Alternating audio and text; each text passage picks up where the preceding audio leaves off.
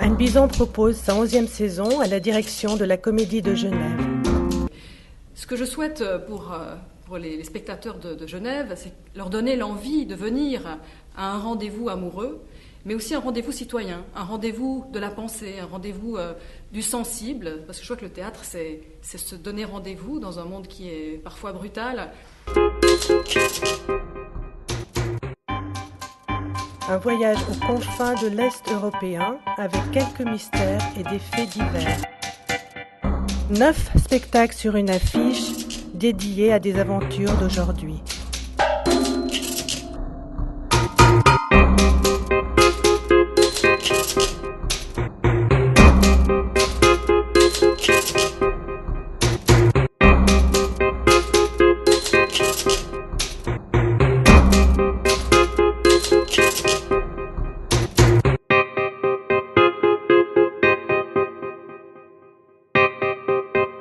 Nous avons souhaité, la saison prochaine, emmener le public dans des jardins extraordinaires d'est en ouest, en découvrant quelques artistes majeurs de l'Est européen, comme par exemple l'auteur serbe Biljana Srbljanović, avec une pièce, Barbello, à propos de chiens et d'enfants que j'aurai le plaisir de créer à la rentrée.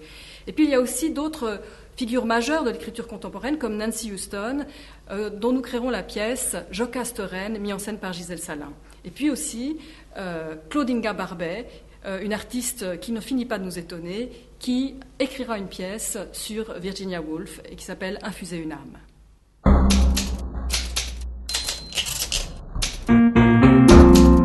La Comédie de Genève va aussi jouer les experts tout au long de la saison prochaine, puisque 3 spectacles tournent autour de la question du fait divers et comment le théâtre s'empare de ce fait divers, avec notamment un spectacle de notre artiste associé qui s'appelle Dorian Rossel, qui va mettre en scène et adapter un film de Jean-Xavier de Lestrade qui s'appelle Soupçon et qui retrace toute l'histoire d'une affaire criminelle.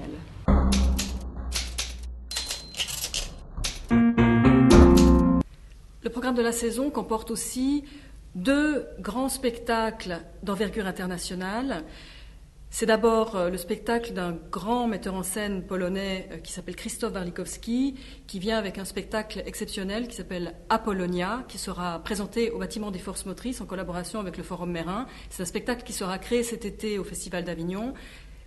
Krzysztof Warlikowski revient inlassablement sur l'histoire de son pays, sur la tragédie européenne de la Deuxième Guerre, en convoquant la tragédie grecque, mais aussi des auteurs contemporains. Ce sera un événement à ne pas manquer. Et puis Oxygène, qui est une petite perle rare, un spectacle beaucoup plus léger, du metteur en scène bulgare Galin Stoev, d'après une pièce d'un auteur russe, Ivan Viripayev.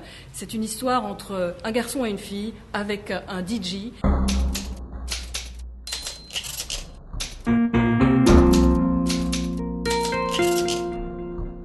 Oui, les femmes créent, oui, les femmes écrivent, oui, les femmes mettent en scène, et oui, la Comédie de Genève est un théâtre ouvert sur la diversité des langages et des sensibilités, donc ce n'est pas un combat idéologique, c'est simplement faire entrer le théâtre dans le XXIe siècle. Et je m'étonne toujours que la question inverse n'est pas posée à mes collègues masculins qui, année après année, saison après saison, présentent des saisons où il n'y a exclusivement que des hommes.